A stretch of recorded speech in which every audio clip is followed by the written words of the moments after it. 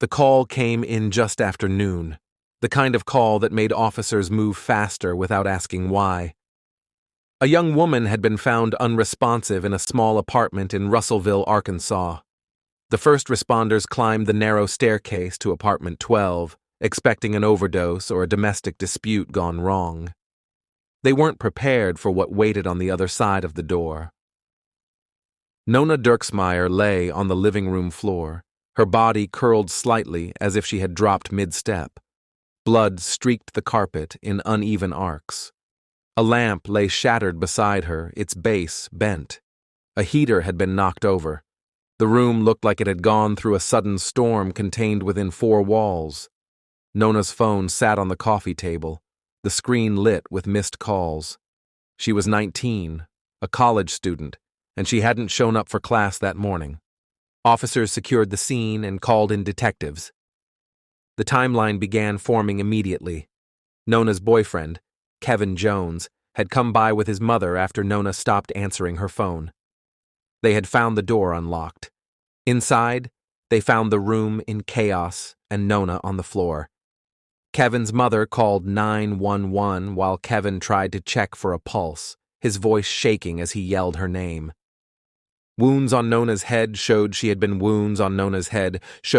struck multiple times with a blunt object. But they also found something else. A condom wrapper near the body and evidence that suggested staging, as if someone had tried to force the scene into a narrative that didn't quite fit. One detective noted that the pattern of overturned items looked more like deliberate placement than the disorder of a true struggle. Crime scene technicians moved slowly, photographing every angle and placing small numbered markers beside droplets of blood, shoe impressions, and a torn piece of fabric near the hallway. They collected hair, fibers, and smudged prints from doorknobs and the stovetop. Yet nothing immediately formed a coherent picture. The medical examiner later confirmed Nona had been beaten to death with significant force, the kind that usually came from a sustained attack fueled by rage.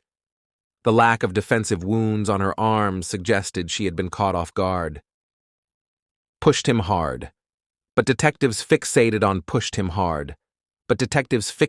him quickly. They said his behavior seemed too calm. They said he was the last one to see her alive. They said he had motive born from a rocky stretch in their relationship. When they found his fingerprint on a lamp at the scene, it felt like enough to arrest him. Kevin was charged with Nona's murder, and the town seemed to divide down familiar lines. Some believed the police had their man. Others said nothing about the evidence made sense. Kevin had no history of violence. His alibi was solid for most of the morning, and the fingerprint on the lamp could have come from any earlier visit.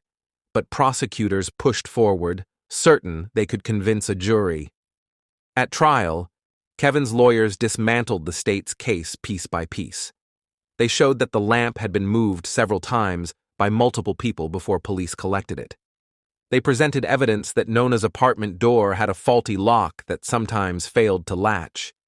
They explained that the strange items at the scene, the condom wrapper, the shirt draped over a chair, the knocked-over heater, could have been staged by someone who wanted investigators to look in the wrong direction. Most importantly, they highlighted the lack of physical evidence tying Kevin to the assault. No blood on his clothes, no injuries on his hands, no signs of a struggle consistent with the brutality of the attack. Jurors listened to experts describe how violent the assault had been, how the attacker would almost certainly have walked away marked by it. Kevin had nothing like that on him. After days of testimony, the jury came back with a clear answer: not guilty. Kevin walked out of the courthouse a free man, but his life had been changed permanently. The investigation didn't end there. Another name began circulating: Gary Dunn, Nona's neighbor. He lived in the same building, had a history of violence against women, and could not fully account for his movements that morning. Detectives learned that he had once attacked an ex-wife in a manner disturbingly similar to the injuries Nona had suffered. They also discovered that he had shown unusual interest in the case from the beginning, asking neighbors what they had heard and whether anyone had seen police at the building. When Dunn became the prime suspect, investigators looked back at the evidence with fresh eyes. A DNA sample from the condom wrapper didn't match Kevin. Dunn's alibi crumbled under scrutiny when phone records contradicted his timeline. He had claimed to be asleep during the window when Nona was killed, but location data suggested otherwise. Prosecutors charged him with Nona's murder, and the community braced for a second trial.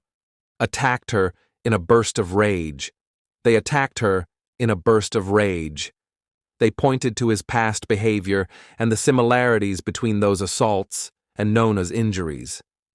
The defense claimed the evidence was circumstantial and that the state was trying to correct an earlier embarrassment by shifting blame onto the nearest possible suspect. The jury struggled. After days of deliberation, they announced they were hopelessly deadlocked. Dunn walked out without a conviction, but not with an acquittal. A second trial followed, and the same thing happened. Another hung jury. Another man freed by legal stalemate. Reporters wrote that it felt like the case was stuck in a loop, repeating itself without resolution. Years passed while Nona's family fought for clarity. Appeals were filed, reports written, experts consulted. Kevin Jones sued the police for wrongful arrest and won, arguing that investigators had ignored evidence that pointed away from him. Dunn faced unrelated charges and returned to prison, but never for Nona's case. The apartment where she died was eventually repainted, re-rented, and folded back into the rhythm of a college town that kept growing around it. But the truth never shifted. 19-year-old Nona Dirksmeyer was found beaten to death in her own home. 2 men stood trial. Neither was convicted. And the questions left behind hardened into something her family carried silently. Who had entered the apartment, staged the room, and taken her life before slipping back into the ordinary noise of a university morning? The answer still sat somewhere between evidence that didn't fit and timelines that refused to close. Families in Russellville still spoke about the case in low tones, remembering how it shook the sense of safety that usually wrapped around a college community. Students who had lived in the building recalled the police tape, the interviews, and the sudden awareness that someone capable of such violence had moved through their hallway unnoticed. In the end, the only certainty was the violence in that small room and the years of confusion that followed it. Justice had come close, and then slid away twice, leaving a family with more silence than answers. Thank you for listening to The Lantern's Tale. Subscribe for more true stories, if you dare.